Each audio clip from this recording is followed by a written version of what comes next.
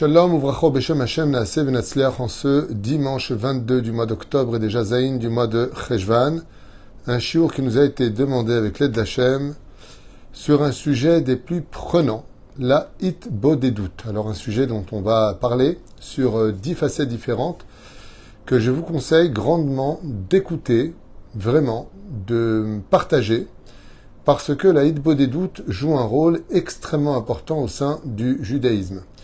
Donc, shiur acheté anonyme, thème hitbodedut, selon Rabbeinu, son origine, sa puissance et comment le faire. Be'ezrat Hashem, pour remercier Akadosh Baruch Hu de tous ses bienfaits et tout ce qu'il nous donnera cette nouvelle année qui est arrivée, Be'ezrat Hashem, qui nous aide à avoir toujours de la émouna, de la joie, le shalom bayit, la crainte du ciel, et le shalom pour tout notre peuple et la terre entière, avec une bonne santé réussie dans l'éducation de nos enfants, et de le faire grandir au nom d'Hashem. Be'ezrat Hashem Yafé Meod. Merci aussi au Rav Tutu, que Hachem lui donne la force de continuer à diffuser la Torah tous les jours. Toda, hommage Toda Rabba. De penser à nous, avec sa permission, on pensera à une grande réfoua shlema d'une femme qui a besoin de vos prières, Léa Batrana, Be'ezrat Hashem, pour qui on souhaite un prompt rétablissement, le Tarzor Lechem Tovim Shalom, bien entendu, tous nos Bnei Aruba, toutes ces personnes qui sont dans des conditions très précaires et dangereuses entre les mains du Hamas sur la bande de Gaza, qui ont prie de tout notre cœur qu'ils reviennent en bonne santé le plus vite possible à la maison. Toutes ces familles qui vivent un cauchemar. Je pense que c'est certainement l'épreuve la plus dure au monde que de savoir que ceux qu'on aime sont dans les mains de personnes odieuses et criminelles comme le Hamas. Une grande fois shalom pour toi, maman, ainsi que toute notre liste. On commencera tout de suite notre shiur, avec votre permission, sur la hitbodedut. Alors, la hitbodedut prend son origine déjà depuis le premier homme, Adam Arishon, qui a raté sa hitbodedut, c'est-à-dire qu'il n'y a pas eu de remise en question, il n'y a pas eu de din vecheshbon avec lui-même, puisqu'on nous dit qu'il dormait. Comme ça écrit Rabbi Yehuda Ptaya, dans son livre Minchati Yehuda. Et malheureusement, il n'y a pas eu de hitbodedut. Il n'était pas bon pour l'homme de vivre seul. Dieu lui a enjoint une femme. Et sur ce, Adam Arishon a arrêté d'une certaine façon sa première hitbodedut. Car s'il avait fait la hitbodedut avant de consommer du fruit interdit selon la Torah, eh bien, il n'aurait jamais fauté. Et on va découvrir pourquoi. Car le mérite de la hitbodedut peut empêcher facilement un homme de fauter. Si toute décision que nous prenions était faite après la hitbodedut, vous verriez des résultats très souvent positifs de nos décisions. Malheureusement, on agit très souvent sous l'égide de l'émotion, de la colère ou de l'empressement, le manque de patience. La hitbodedut, c'est un moment où le temps s'arrête d'exister, comme on va le constater. On sort du temps pour rentrer dans une espèce de bulle très spéciale dans laquelle 10 conditions interviennent selon la Chassidut Breslev, entre autres, quoique j'ai lu ça dans d'autres livres aussi. Donc, son origine, sa puissance, on va l'étudier et comment le faire. Alors, on va traverser le premier shlav de la hitbodedut pour hommes comme pour femmes, et c'est bien aussi d'apprendre à nos enfants, dès l'âge des 6 ans, de les hitboded, ksat im hakadosh baruch hu. Le mot hitbodedut vient du mot se retrouver seul, c'est-à-dire s'enfermer, se donner d'une certaine façon un rendez-vous. C'est-à-dire que là, je suis dans mon bureau. Quand je reçois quelqu'un, nimit boded, je vais donc fermer la porte pour me retrouver face à lui. Pour pouvoir trouver le rendez-vous extraordinaire de la hitbodedut, il va falloir que j'ai une volonté qui va être l'âme de ma hitbodedut. De quoi est-ce que je parle? Eh bien, si vous pouvez éviter juste vos disputes sur mon cours, ce serait bien à propos des 200 civils, les kidnappés, ainsi de suite. Répondez pas. Là, on est dans un cours de hitbodedut. On sait la valeur d'Israël et on sait la valeur du djihad islamique et du Hamas. On ne mélange pas les torchons avec les serviettes, s'il vous plaît. On est cher pour Be'ezrat Hashem avec notre Torah Gdosha, avec la vérité. Vous ferez la première règle de la hitbodedut, c'est le contact avec son Créateur. Et vous allez voir combien cette phrase a de conséquences dans la suite des explications. Avoir contact avec Dieu, c'est la plus belle des choses qui puissent nous arriver. Et la hitbodedut, c'est rentrer en contact avec Akadosh Baruch Hu. Je dirais presque, comme dit Rabbi Nachman de Breslev, à propos de la phrase duquel tout le monde le sait, Talmud Torah Keneget Kulam, qu'est-ce qu'il pourrait y avoir de plus grand encore que l'étude de la Torah? C'est la Hitbodedut. À un tel point que Rabbeinu nous pose une question. Est-ce qu'on doit, est-ce qu'on doit faire la Hitbodedut pour mieux étudier, ou est-ce qu'on doit étudier beaucoup la Torah pour mieux faire la Hitbodedut? Sujet très intéressant. Ça veut dire qui est la cerise sur le gâteau? Est-ce que c'est la Torah, son étude, qui est la cerise sur le gâteau? Ou est-ce que la cerise sur le gâteau, c'est la Hitbodedut? En tout cas, quoi qu'il advienne, et ce dans toutes les tendances confondues, la Hitbodedut a son rendez-vous vital avec chaque juif. Parce que sans connexion avec le Créateur du monde, il ne peut pas y avoir d'énergie positive en nous. Un rachat, c'est quelqu'un qui se déconnecte d'Hachem. Un tzaddik, c'est quelqu'un qui se connecte à Hachem. C'est celui qui va se connecter. Comment on se connecte maintenant? On met pas ses doigts dans la prise. On parle. C'est pour cela que si on devait poser une question assez générale, qu'est-ce que la Torah? Réponse, un dialogue. Vous avez gagné beaucoup d'années d'études. Question et réponse aussi efficace qu'une bombe atomique. Qu'est-ce que la Torah? C'est le dialogue. Vayomer Hachem el Avram. Dieu s'adresse à Avram. Vayomer Avraham el Hachem. Vayomer Hachem el Yaakov, Moshe, et ainsi de suite. La Torah parle constamment. C'est pas un monologue, c'est un dialogue. Dieu nous ordonne des choses et on lui répond. Ça veut dire que si je pose la question, qu'est-ce que la Torah? C'est se connecter à Dieu. Qu'est-ce que la prière? C'est se connecter à Dieu. Alors on va poser une troisième question. Qu'est-ce que la Hitbodedut? C'est aussi se connecter à Dieu, mais il y a une différence. Et les différences, on va les voir ici. Premier point, contact avec son Créateur. Quand Rivka a eu des problèmes, elle a dit, je vais aller voir Dieu. Vateler Rivka lidrosh et Hachem. Il y en a qui disent, elle est partie faire Hitbodedut. Je vais parler avec le patron, j'aime pas parler avec les sous-fifres, je vais voir le patron. Moi-même, à mon petit niveau ridicule dans lequel je suis, au niveau Torah, quand j'ai besoin d'une solution, je vais parler avec Hachem. Toujours. Toujours. Des fois, il me manque pour payer, j'ai des familles, j'ai tellement sur la tête. Maître du monde, je m'adresse à toi. J'ai besoin de ça, tu sais. Et d'abord, Imakadosh Baruch Hu. Les numéros 1 mondial de la Hitbodedut qu'on n'a jamais vu passer devant nous, c'était nos grands-mères. Je ne sais pas si vous vous rappelez pour certaines personnes qui m'écoutent, mais rappelez-vous de vos grands-mères. Combien elles parlaient seules dans la cuisine, dans la voiture? Avec qui tu parles? Combien de fois je me rappelle que j'avais posé la question à ma grand-mère et même à ma mère, que Dieu la bénisse, avec qui tu parles? Je parle avec Dieu. C'est bizarre de parler avec Dieu. Et pourtant, le monde a été créé pour ça. La bouche que Dieu nous a créée a été créée pour qu'on lui parle. Deuxième point, il faut savoir que toutes les mitzvot sont empreintes de Yetzer Hara qui vont nous empêcher de les faire. Quand il s'agit de Hitbodedut, vous allez avoir le Yetzer Hara s'affoler pour ne pas qu'on puisse la faire. C'est pour ça qu'on choisit souvent la nuit, quand tout le monde dort. À un moment où il n'y a plus personne pour nous embêter. Et on va s'éloigner un peu de tout le monde. Parce qu'on va parler. Mais on ne parle pas seul. D'extérieur, on dirait qu'il parle seul. Mais il faut savoir une chose. La Hitbodedut est un des plus rares moments du judaïsme où, une fois que tu es dedans, le Yetzer Hara se met de côté par respect. Parce que tu parles au roi des rois. Voilà ce que nous disent nos Chamim à propos de la Hitbodedut. Le plus dur, c'est pas de le faire, c'est de commencer. Le roi David le faisait allonger. J'ai des amis qui le font tous les jours 5 minutes avant de quitter leur lieu de travail. Il y en a qui le font au moment du Kirat Shema Lamita. C'est mon cas. Il y en a qui le font le matin et le soir. Chacun peut choisir son moment. Mais ce moment doit absolument arriver pour la raison que vous allez entendre. C'était la deuxième condition. Première, contact avec son Créateur. Deuxième, rare moment où le Yetzer Hara se met de côté. Parce que tu parles avec le roi des rois. Troisième, qu'est-ce que la Hitbodedut et comment on la pratique? Eh bien, écoutez bien ce que nos sages nous disent. Il y a celui qui vit sa vie à l'image d'un ballon qui va dans toutes les directions selon l'endroit où on l'envoie. Sans jamais se poser de questions, c'est un ballon qui roule. Arrivera ce qui arrivera, il y aura ce qu'il y aura, et je vis ce que je vis. Et il y a celui qui dit non, moi je ne vais pas ici ou je ne vais pas là-bas, je veux savoir où je vais, pourquoi j'y vais et dans quelles conditions je vais. La différence entre l'un et l'autre, c'est celui qui vit sans Hitbodedut Et la deuxième condition de celui qui veut savoir où il met les pieds, c'est celui qui fait Hitbo des doutes. Hitbo des doutes, donc, se met de côté, parle avec Hachem.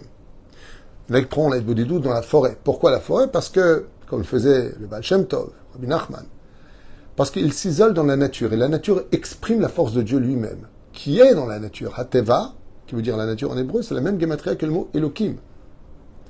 Donc on n'est pas obligé d'aller dans la nature, mais on peut aller sur la Mirpesset, sur un balcon, pour regarder vers le ciel et dire à Hachem, voilà le menu moment pour moi, ma Hitbo des doutes.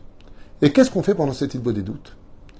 On va se donner le rendez-vous le plus important, le plus vital de toute notre existence. Le rendez-vous avec nous-mêmes. Vous savez combien de gens ont réagi après 40 ans des erreurs qu'ils ont faites il y a 40 ans en arrière? Parce que la vie est une école et que l'expérience les a amenés à réaliser leurs erreurs.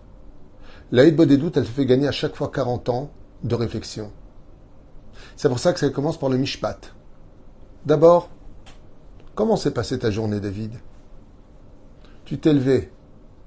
Tu as commencé par quelle phrase? Est-ce que tu as dit Modéani ou tu as dit autre chose? Waouh, j'ai pas fait attention. Peut-être que j'aurais dû... Non, je me rappelle pas. Il faudrait que je fasse attention. Combien de pas tu as fait sans Netilat Yadayim? De quelle façon est-ce que tu as dit tes bénédictions du matin? Est-ce que tu les as fait à la va-vite? Est-ce que tu étais concentré? Est-ce que quand tu as dit chez le Hassani Goy, tu étais content d'être juif? Tu dois passer en revue tout ce que tu as fait de ta journée. Comment tu as parlé avec ta femme? Comment tu as parlé avec ton mari? Est-ce que tu as bien réagi? Est-ce que tu as fait ceci et cela? Tu vas réagir. J'ai quelqu'un qui m'a raconté qu'en faisant Saïd Bodédout, quand il est rentré à la boulangerie, il s'est rendu compte qu'il n'a pas dit bonjour à la personne et qu'il lui a dit une baguette. S'il vous plaît. Quand il a fait Saïd Bodédout le matin, il est revenu la voir vers 10h en lui disant « Vous savez, ce matin, je suis venu, je vous ai dit une baguette, mais j'ai oublié de vous dire bonjour. » Elle lui dit « C'est charmant ce que vous dites, merci beaucoup. Mais j'ai même pas fait attention. » Et lui, vous n'avez pas fait attention, mais moi j'ai fait attention. Et elle lui dit, mais comment vous avez prêté attention à cela? Il lui dit, parce que nous les juifs, on a la Hitbo des doutes. On se rend compte que même des petites erreurs, comme de ne pas dire bonjour, ou de partir sans dire au revoir, comme on aurait dû le dire.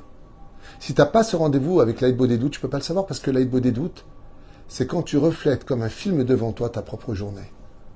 Ça s'appelle le Mishpat. Mishpat veut dire le jugement. Tu dois te juger dans la Hitbo des doutes. Vous savez, on juge souvent tout le monde. On juge, qu'on le veuille ou pas, on juge. Il est comme ça, il est comme ça, il est comme ça. Là, c'est toi. Là, c'est toi, mais pas face aux autres, où tu te trouves des arguments. C'est face à toi, face à ton honnêteté, face à Dieu. Et là, tu vas te rendre compte qu'après de la Hitbo des doutes, sans trop de difficultés, tu peux venir vers ta femme et lui dire, tu sais, tout à l'heure, je t'ai répondu un peu sèchement, et je trouve que c'était pas correct de ma part. Pour pouvoir le dire, il faut donner du temps, donc de l'importance. Parce qu'on a de l'importance, on a du temps que pour ce qui est important pour nous. Mais ça permet de faire le mishpat, de savoir si vraiment tu dois t'améliorer ou pas, dans quoi tu as été bien, dans quoi tu as été moins bien. C'est la première des règles. Voir les halachot et voir toi comment tu es. Prenons l'histoire de la femme qui fait sa Hitbo des doutes. Elle arrive devant le mishpat, ça veut dire devant maintenant les halachot de sa vie. Elle a son t-shirt qui s'arrête ici. Donc pas au coude comme le demande la halacha. Quand elle est dans sa Hitbo des doutes, c'est le seul moment où elle va dire « Je sais Hachem que je suis pas Besséder ».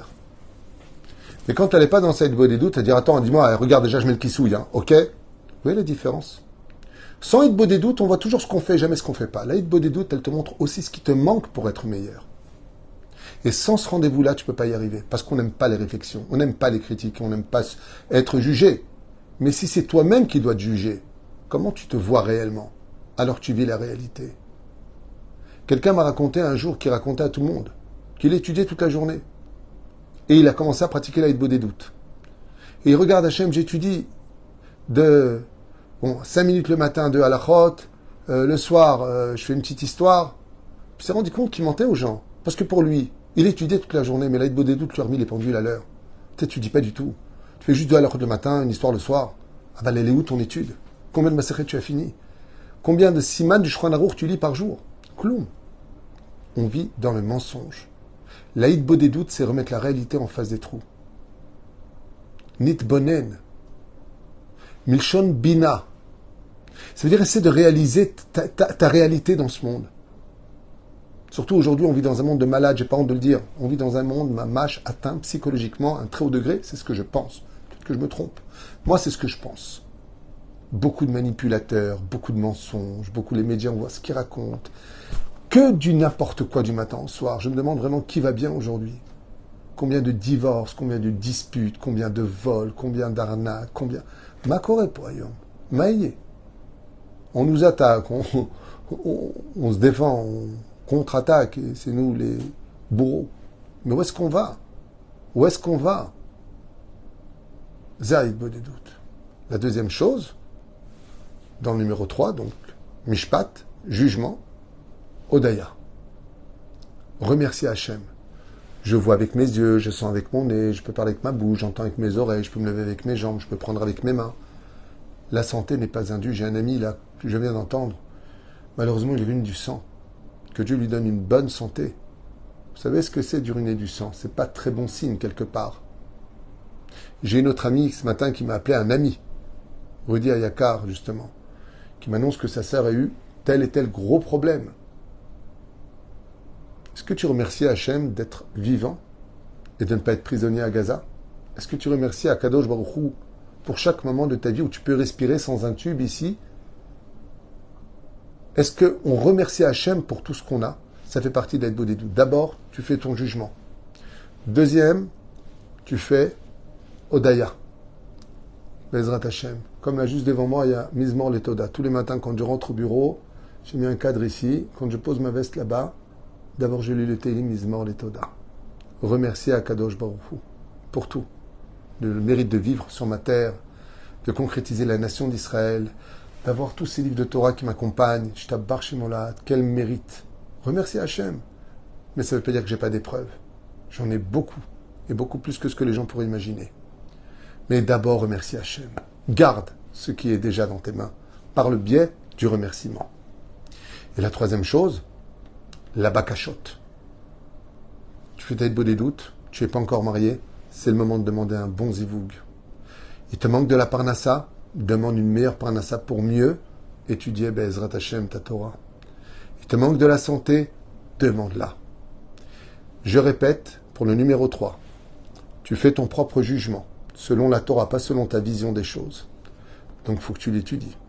Ensuite, tu remercies Hachem, et pour finir, tu as le droit de demander ce qu'il te manque pour mieux servir dans ton service divin. Quatrième point. L'Aïd Bodedut est le rendez-vous le plus essentiel pour chacun de nous. Pourquoi? Pour apprendre toi-même à connaître ton potentiel. Vous ne pouvez pas imaginer combien de poussière il y a sur notre cœur qui viennent d'épreuves qu'on a eues. Ça veut dire que vous savez que les personnes qui savent aimer sont les personnes qui souffrent le plus dans ce monde. Ils savent aimer. Ils vont se donner. On est très souvent d'ailleurs, quand on a ces trois qualités, savoir aimer, donner et se remettre en question, les victimes de toutes ces personnes qui abusent du pouvoir de la manipulation. Mais quand tu fais une bonne doute, eh bien, tu réouvres ton cœur parce que tu parles à cœur ouvert avec Dieu. Et ça, c'est un moment, je dirais, qui est tellement élevé que ce rendez-vous-là, il peut être capable de te faire pardonner à celui à qui tu n'as pas envie de pardonner ou de faire la paix avec celui avec qui tu n'avais pas envie de faire la paix, grâce à la Hit Bodedut. Parce que la Hit Bodedut ouvre le cœur de celui qui se donne rendez-vous. Car la Hit Bodedut force le cœur à s'exprimer par tes lèvres. C'est un moment où on est Toho Kevaro. Cinquième point, vivre notre état de créature face au Créateur. Eh oui, ce qui nous aveugle le plus, c'est l'orgueil. Quand tu viens parler avec Hachem, c'est un moment où vous le verrez, si vous le faites, vous allez réaliser et vivre que vous n'êtes qu'une créature, puisque c'est le Créateur à qui vous vous adressez. Et ça, c'est un des points, dit Rabbi Nachman, les plus importants pour évoluer dans la Torah. La plupart des gens, face à leur orgueil aveuglant, se prennent pour des créateurs, et donc mettent Dieu à leur hauteur. Ils se prennent eux-mêmes pour des dieux. L'Aïd Bodedut te fait très vite comprendre que tu n'es qu'une créature qui dépend de ton Créateur. Et dès que tu connais ta place, alors tu peux enfin évoluer. Parce que savoir ce que nous sommes, qui nous sommes et notre potentiel nous permettra toujours de mettre les pieds là où il doit être mis pour devenir meilleur le lendemain. 6e point, comme tu t'es remis en question et que tu t'es amélioré, cela t'évitera le jugement le plus lourd de ta vie. Alors ça, c'est la 6e condition de l'Aïd Bodedut, qui est certainement pour moi la plus incroyable. Je m'explique. Vous savez que quand une personne décède, la vie, à quoi elle ressemble? Écoutez bien. Nous avons existé, nous sommes une âme. Nous venons dans ce monde, dans un étui pendant 80 ans, 90 ans, 120 ans, peu importe. Ensuite, on meurt. Ça veut dire quoi? On meurt, on ressort. D'accord? On ressort du corps. En réalité, nous sommes une lumière qui passons par des stations, dont un qui s'appelle la vie dans le corps, simplement, et ensuite on part. Pourquoi est-ce que nous venons dans ce corps? Tout simplement pour amasser le maximum de mérite, étude de Torah, bonne action, et servir Hachem de toute son âme. Une fois que c'est fait, on va créer des anges. Ces anges, on les emmène avec nous. Ils ont un digne de monnaie, avec lequel on peut acheter une place dans le monde futur à la hauteur de notre mérite. C'est ça la vie. Mais le problème qu'on a, c'est qu'après la mort, on va être jugé sur l'ensemble de notre vie. Toute notre vie défile devant nous et on va être jugé sur ce que l'on a pensé, dit et agi. Rabbi Nachman nous apprend que celui qui fait tous les jours Hitbodedut des doutes, il s'allège du jugement de sa mort, puisque lui-même s'est déjà donné rendez-vous. Et c'est ce qui vivra et à Rosh Hashanah et le jour du départ. Ce qui fait que chaque fois, les Madavar demain, on va dire un petit peu de façon imagée à quoi ça ressemble, imaginons qu'on devrait payer la somme de 1 million d'euros. Et que pendant toute ta vie, tu vas verser des sommes de 5 000, 10 000, 15 000, 100 000. Voilà que tu arrives à la fin, et on te dit, bon, toi tu dois payer 1 million d'euros. Ben, je suis arrivé, il ne me manque plus qu'un euro. Tiens, voilà ce que fait l'Aïd Bodedut. Elle permet de régler à l'avance les comptes, le din de Cheshbon, c'est-à-dire le jour de ta mort. Au lieu de donner toute ta vie qui va déferler, et là tu vas payer pour tout, ou gagner pour tout, ce que tu vas faire, c'est que tu vas gagner beaucoup plus parce que tu t'es amélioré grâce à l'Aïd Bodedut, mais tu vas presque rien payer parce que tu n'auras plus de dettes, parce que tu t'es déjà réglé tes dettes. Parce qu'il n'y a rien que de reconnaître ses erreurs et de venir demander pardon à des gens à qui, après cette journée qui vient de passer, tu t'en rappelleras pas. Quand 2, 3, 4 jours par sans Aïd Bodedut, tu vas pas te rappeler que, jeudi de la semaine dernière, j'ai vexé une personne ou j'ai pas dit bonjour à une personne. Ainsi donc, l'Aïd Bodedut va te permettre de régler au jour le jour ton din vecheshbon. Et ça vaut tout l'or du monde. En 5 minutes, tu peux éviter une éternité de galère. À retenir. 7e condition, comme l'Aïd Bodedut vient du cœur sincère, alors Om est automatiquement écouté. Comme ça dit le 145e Télim, Karov Adonai lechol koreav lechol sherikrahuhu be'emet. Je vais expliquer. Ce qui sort du cœur sincère est automatiquement écouté par Dieu, même sans minyan. Même sans minyan. Lama. Vous allez constater que très souvent, dans nos sidurim, nous lisons ce que Ezra Sofer, la Knesset Agdola, nous ont compilé, la Hamida et tout ce qui va avec. Mais est-ce qu'on est vraiment dedans? Ou est-ce qu'on est dans une espèce de pseudo-répétition? Chaque jour est unique, donc on ne répète jamais la même chose, puisqu'on dit une chose qui est déjà écrite, certes qu'on connaît, pour une journée qui est unique. Donc la prière ne se répète pas. Parce que dans cette journée-là, aujourd'hui, on n'a jamais encore vécu. Mais malgré tout, les textes, on les connaît par cœur. Par contre, l'Aïd Bodedut, tu ne connais pas tes textes. On ne vient pas dans l'Aïd Bodedut avec un texte qu'on écrit à l'avance. On vient avec son cœur ouvert. Ce qui fait que nos prières pendant l'Aïd Bodedut, notre dialogue avec Dieu, c'est un dialogue qui sort du cœur. Et le roi David nous a promis. Karov Adonai lechol koreav lechol asher ikrahuhu be'emet. Si tu invoques Dieu sincèrement de tout ton cœur, automatiquement il t'écoute. Ce qui fait que l'Aïd Bodedut, sans aucun doute, tu peux être certain que Dieu t'écoute. Est-ce que tu seras exaucé ou pas? Ça dépendra de tes comptes avec lui. Ça dépendra de ta sincérité. Mais ce qu'on a vu, c'est que Léa s'est mise en Aïd Bodedut toute sa vie pour épouser Yaakov et elle a dépassé sa sœur sur tous les domaines. Elle a épousé avant, elle est enterrée avec lui, elle a eu plus d'enfants, Lévi, et le roi d'Israël, tout est venu d'elle, grâce à sa Aïd Bodedut. Elle versait des larmes en parlant à Dieu. Avec le Aïd Bodedut, tu peux carrément défaire le mazal d'une personne et le prendre pour toi. Une personne décrétée pauvre par le ciel, par Saïd Bodédout, peut devenir riche. L'Aïd Bodédout, c'est le summum de toutes les prières. C'était la 7e condition. 8e condition, chaque Aïd Bodédout te renouvelle. Eh oui, chaque jour est un jour qui vient écraser l'autre. On a 10 ans, on a 20 ans, on a 40 ans, on a 50 ans. Mais chaque fois que tu fais que tu as Aïd Bodédout, c'est une renaissance de ton âme et de ton corps. D'ailleurs, les gens qui le font très sincèrement le disent eux-mêmes. On a l'impression d'être rené, comme si qu'aujourd'hui, on venait de naître. Car l'Aïd Bodédout remet les compteurs à zéro, comme une renaissance, comme un jour d'anniversaire. 9e point, et qui n'est pas des moindres, sachez que l'Aïd Bodédout, aujourd'hui, est même conseillé par les plus grands psychiatres et psychologues pour les problèmes psychologiques. Car on a besoin de parler. On a trop de pression. On a trop de peur, trop de doutes, trop de problèmes.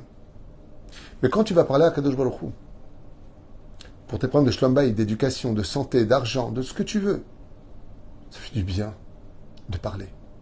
Ça fait du bien de savoir qu'on parle à quelqu'un qui nous aime, parce que Dieu nous aime. Ça fait du bien de parler et de vider cette pression qu'on a à l'intérieur. Mais la reine, Be'ezrat Hashem Yitbarach, l'Aïd Bodédout, est un soin extraordinaire pour nous guérir de nos problèmes psychologiques, voire même nos pathologies. 10e point, qui n'est pas des moindres. L'Aïd Bodédout t'évitera beaucoup d'épreuves dans ta vie. Quel rapport entre l'Aïd Bodédout et les épreuves? Bien, Chazal nous dit que les épreuves viennent dans ce monde parce qu'on ne parle pas assez avec Dieu. Les Ma'ad Abardomé, à quoi cela ressemble? Ils disent, c'est un jour un père qui avait un fils, et le fils avait pris son père pour un acquis. Et donc, il le dénigrait. Un jour, le père a pris la clé de sa porte, la porte donc de la chambre de son fils, il lui a fermé la porte, il a mis la clé dans sa poche. Le fils rentre, salut pas. Le père le regarde, bonsoir mon fils, puis il vient pour ouvrir la porte. Il voit que la porte est fermée, il cherche, il ne trouve pas. Alors il vient voir son père et lui dit, papa, la porte de ma chambre est fermée, est-ce que tu saurais où est la clé? Alors il lui dit, waouh, une phrase, tu t'adresses à moi? Psh. Il prend la clé et lui donne. Alors il lui dit, papa, pourquoi tu as fermé la clé? Pourquoi tu l'as mis dans ta poche? Sachant que j'allais rentrer ce soir. Il lui dit, tu sais, tous les soirs que tu rentres, tu dis, salut, pas. J'aimerais bien entendre un tout petit peu plus que ça. Donc j'ai fermé la clé pour qu'on puisse au moins dialoguer. Et le fils s'assoit près de lui en disant, ouais, t'as raison, papa, je m'en rends pas compte. Ce qui fait que si tu dialogues, Dieu n'a pas besoin de te fermer les portes pour ne pas que tu aies à t'adresser à lui. Parce que maintenant t'as mal. Parce que maintenant c'est bloqué. Ce qui fait que si tu veux débloquer avant que ça bloque, va parler avec celui qui tient les clés de toutes tes solutions. Ainsi donc, l'Aïd Bodédout t'évite très souvent des épreuves parce que le but des épreuves, eh bien, c'est que tu t'adresses à Dieu. Comme aujourd'hui, comme nous le vivons, sous cette pression internationale, cette injustice qui est faite à l'égard de notre peuple, par des mensonges médiatiques hors du commun, je suis abasourdi de ce que je vois et entends. Eh bien, laissez-moi juste vous dire une chose. La Gemara nous dit que à Kadosh Baruch Hu, à la fin des temps, nous fermera toutes les possibilités jusqu'à ce qu'on dise il n'y a plus que Dieu. Il faudra parler avec Hachem. Alors, il y a des choses qui sont vraies. On peut vivre contre Dieu. On peut vivre aussi, et c'est mieux, pour Dieu. Mais on ne peut pas vivre sans Dieu. Chen Bezrat Hachem, je vous ai cité, je vous l'ai redit maintenant à toute vitesse, les 10 conditions pour lesquelles chacun de nous, hommes comme femmes, devront faire Aïd Bodédout dans les conditions qui nous arrangeront. Aleph, prendre contact avec son Créateur. Bête, c'est un rare moment lié de Sarara, une fois que tu es rentré en Aïd Bodédout, se met de côté. 3, ça te permet de te faire justice à toi-même, selon tes connaissances, de t'améliorer dans ce qui n'était pas bon, de savoir demander pardon et de te remettre en question. Ensuite, de remercier Hachem pour tout ce que tu as acquis. Et pour finir, demande ce qu'il te manque pour mieux le servir et retrouver la joie de vivre.